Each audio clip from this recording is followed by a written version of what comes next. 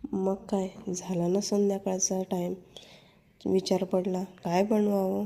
चला म्हणलं गावाकडून आणलेलं होतं दूध.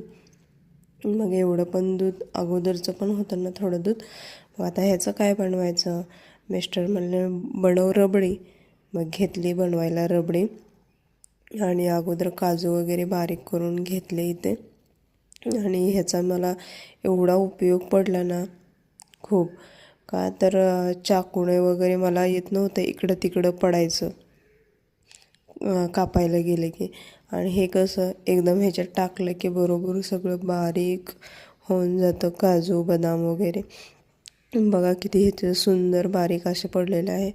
कढई वगैरे ठेवली तर त्याच्यामध्ये दूध टाकलं आणि एकच बॉटल टाकली. का तर माझी कढई छोटी होती ना, त्याच्यामुळं मी एकाच बॉटलचं म्हणजे 1 लिटरचंच बनवलं.